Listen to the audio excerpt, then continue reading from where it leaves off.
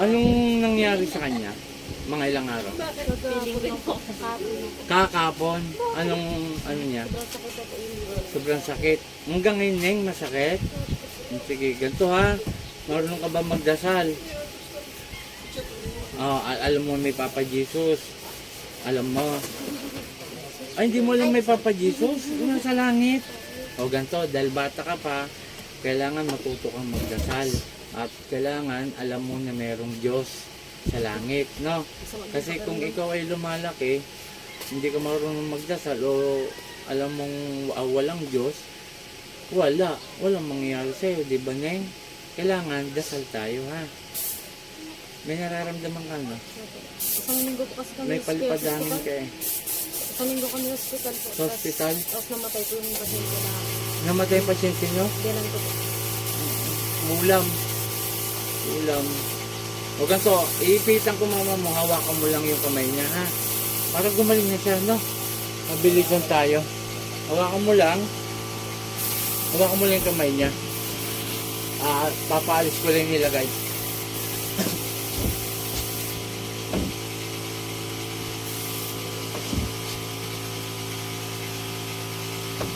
Ito ha, papel lang ha. Alam mo yan. Hindi lang ito. Sakit lang naman to, hindi naman matagal. Huwag kang iiyak ha.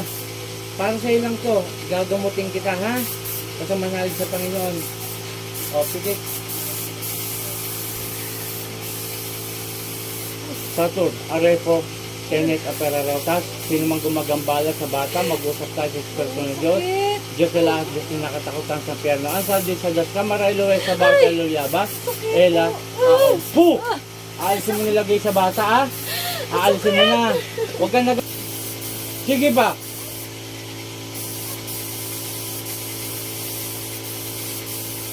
Kunti na lang lang, gagaling ka na. Kunti pa. Sige ba? At dadaling ko kayo sa dapat yung mundo, hindi yung mundo ng mga tao.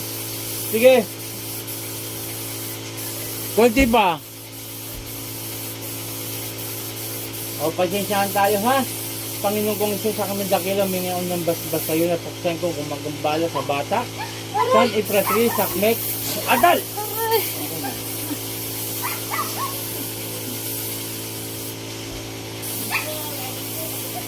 Okay. Dali lang, kukuha lang tubig mo ha. Saan ako tubig mo? Ay!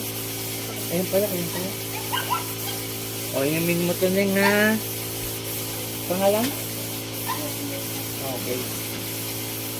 Inumin mo to, ubusin. Tapos ito, ate, dalawa na kayo kasi inalis ko na rin yung kulam ha, apalipadangin. 3 araw simula ngayon, 2 kayo iinom. Pagtapos ng 3 araw, ubusin na ha, hapon. Ano ngayon? Martes, Merkules, Huwebes ng alas 5, ubusin yung 2 ha. Isambit mo na rin ang pangalan mo rito at pangalan ng anak mo. Bulong mo lang. Okay, pagbigyan ko kayo ng pang protection.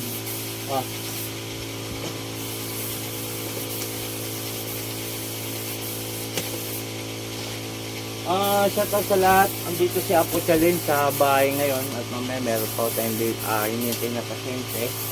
Ito po, may mga anib ako o medalyon at sa aking pamilya. Maraming salamat.